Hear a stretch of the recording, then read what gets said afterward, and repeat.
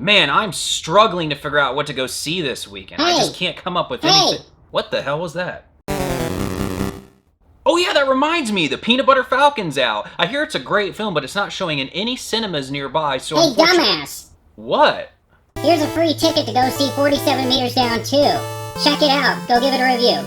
Well, that's an incredibly bizarre and convenient fix to my problem. Guess we'll be checking that out. 47 Meters Down Uncaged is about a group of girls who go diving in an underwater city where they get caught, trapped underneath in this labyrinth of submerged caves. And what's down there with them? Killer sharks. This movie is a sequel to the 2017 film 47 Meters Down, and the same director from that movie has returned to do this. Once this movie starts, it never stops to breathe. It is a heart-pounding experience. If you're not a fan of lots of tension, being on the edge of your seat, flying out of your chair when a jump scare occurs, you need to avoid this film.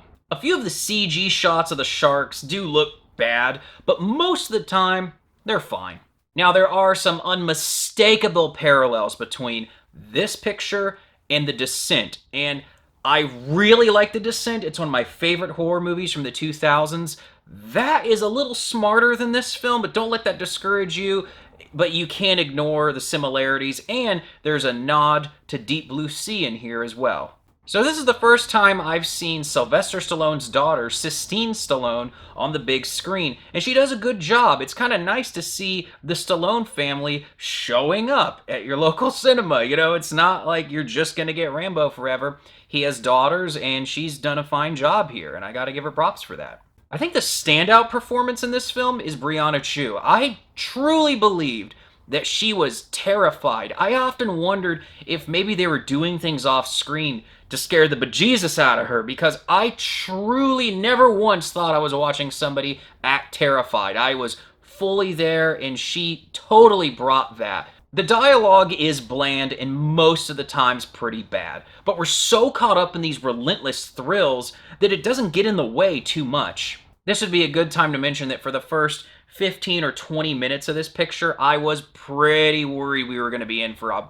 bad movie, because we are just with the characters here. We are hearing them speak, and that's not where this movie thrives. This is a creature feature, and that's what we need, and that is most of the film. I would say upwards of 80% of this movie is what you put your money down for, and that's where it really succeeds. No spoilers, I'm just going to tell you that not only is the final act of this movie fantastic, but the last 10 minutes are amazing.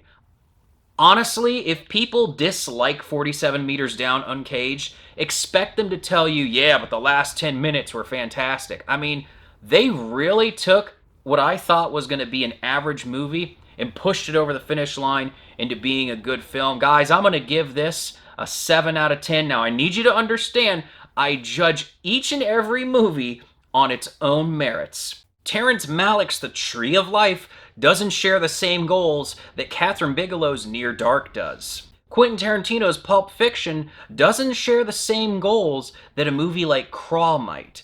I judge each and every film individually. The comparison game with movies, oh, you gave that a 7, and then you're going to give this, oh my god, what do you want? That's the beauty of it being a killer shark flick. It doesn't have the same requirements as other films. It just needs to go ahead and deliver on its promises, and as long as it does that, it's actually pretty damn solid. Exactly, well said. And wait a minute, I just realized something. My Nintendo cartridge is talking to me. I do want to mention that I really liked the first 47 Meters Down, which is smarter than it should have been. It's my favorite shark flick since Deep Blue Sea. I really do actually kind of love the original 47 Meters Down from 2017. I did not think this movie was going to be anything special, and it's not a great film. Uncaged is not the movie of the year. Regardless, for a killer shark movie, this one works, and if I were to give it a 6.5 and bump the rating down, then it would be one of the strongest damn 6.5s I've given in years. What did you all think of this film? Were you disappointed by it? Did you like it as much as I did? Or do you think it's actually better than I'm making it out to be? Leave that comment below, and as always, make sure to like, comment, and subscribe so you can stay inside the mind of a movie maniac.